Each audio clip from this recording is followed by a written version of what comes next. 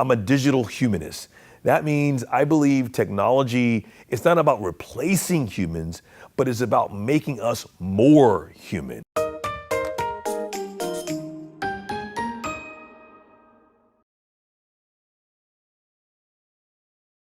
Tell us about the role tech and digital are playing in powering Saudi Arabia's Vision 2030.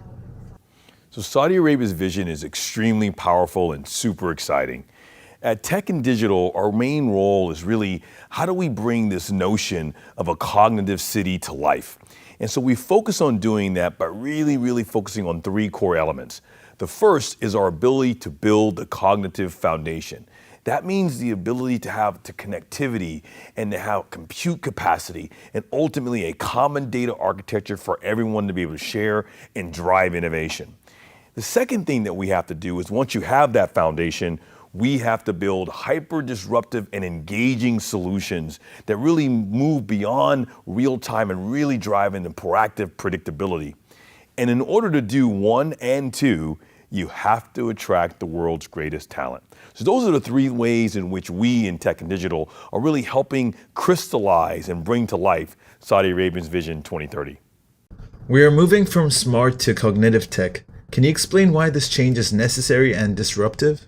When you understand and move from a smart city to a cognitive one, you understand the power of prediction, the power of predictability and proactiveness. Once you understand that, then you can create true value and you understand that it's not about being in a smart city focusing on a single transaction. When you move to a cognitive city, it is about relationships or platform economics.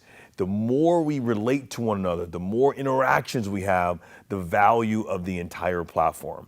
And finally, what it means is so interesting and really exciting is you move beyond static conversation and static experiences. Tell us how a cognitive ecosystem will open up new opportunities.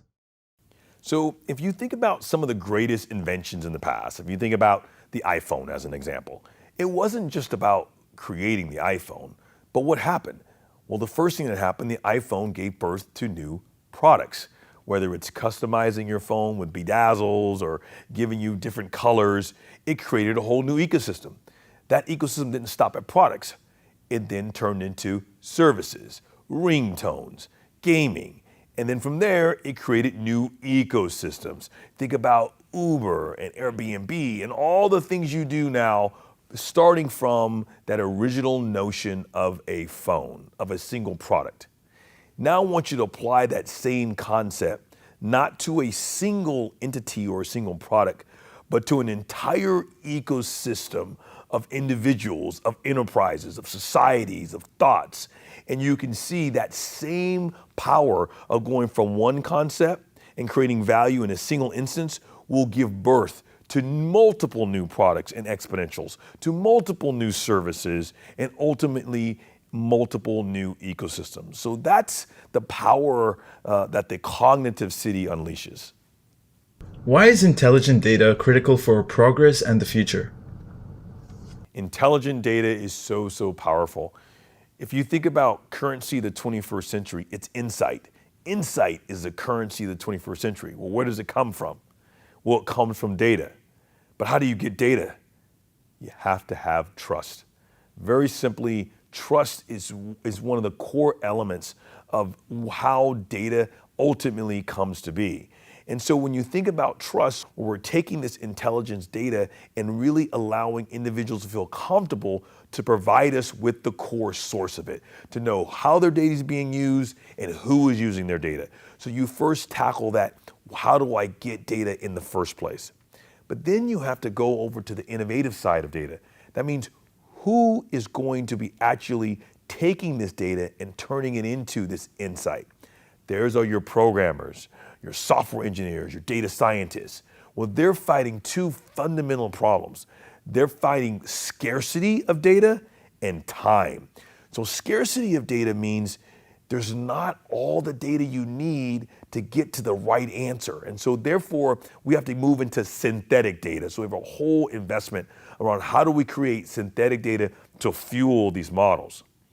And then you think about time. Now, why is time so important?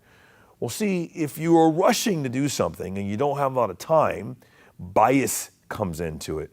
Bias is so dangerous because it's not just about being prejudiced, it's programmable.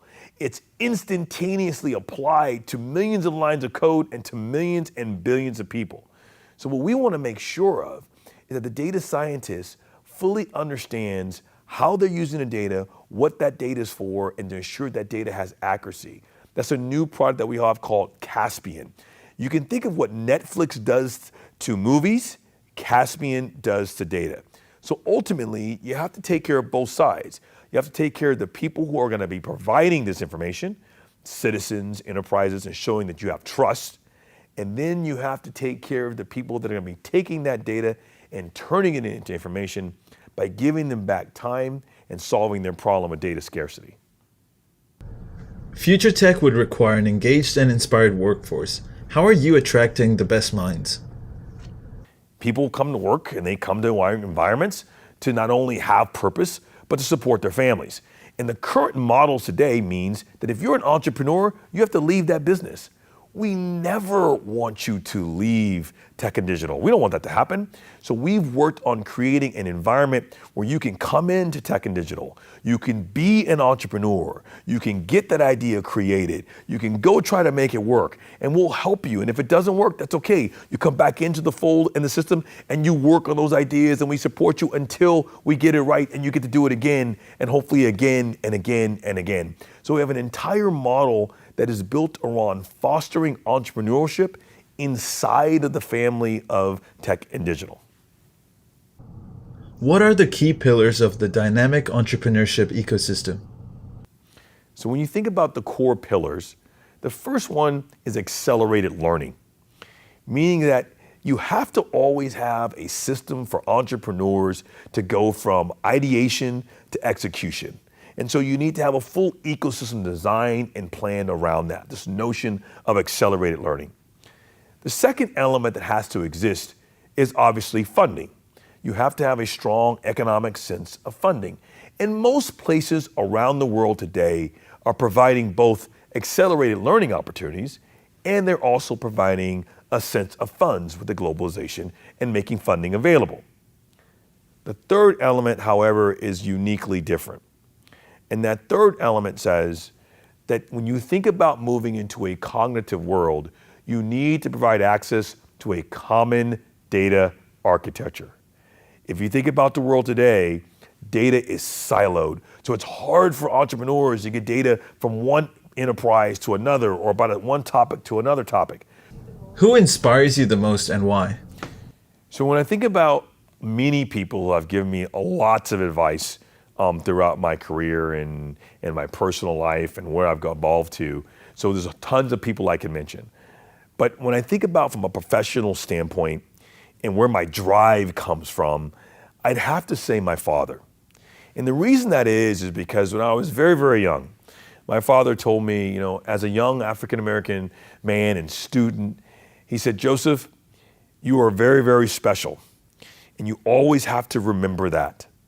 Because there are going to be people in this world that are going to look at you and they're going to see your color, but they're not going to see you. They're not going to see who you are. And so what you have to do is you have to embrace that challenge, and you have to enjoy the journey along the pathway to be successful, because it's going to get hard, and you're going to take a lot of passion. It's going to take a lot of curiosity. It's going to take a lot of focus. But most importantly, what he taught me is that I am loved.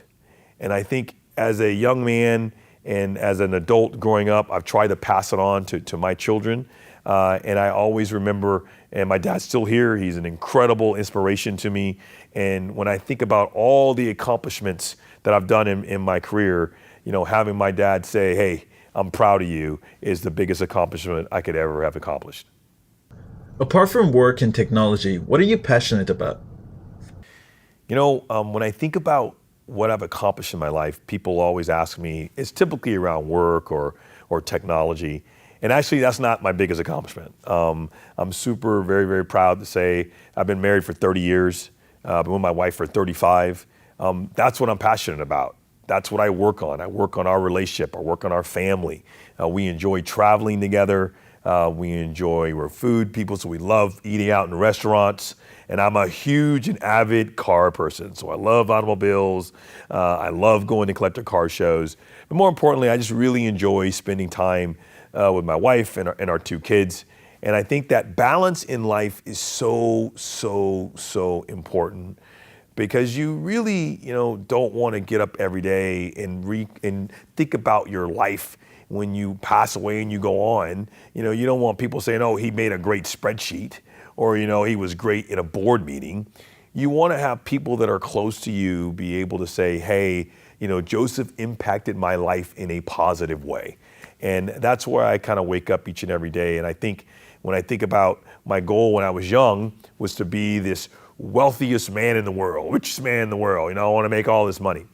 And I still think I have a goal of being rich or wealthy, but I've redefined what that means. To me, wealth is the number of people you've impacted on a day-to-day basis. And I love going into a grocery store and having kids that I've coached 10, 15 years ago come up and give me a big bear head and say, coach, how are you? Let me tell you, I graduated from college and I'm really successful. And all of that, I think, comes back to really being well-centered, being humble, and really having a strong love for family. What are your ambitions for the future? Can Neom TND become a blueprint for other cities? So I think one of the things that you have to have in terms of what I think about in the future is you have to understand that tech and digital in Neom, it's more than just a place. It's a movement. It may be located in Saudi, but it's for the world.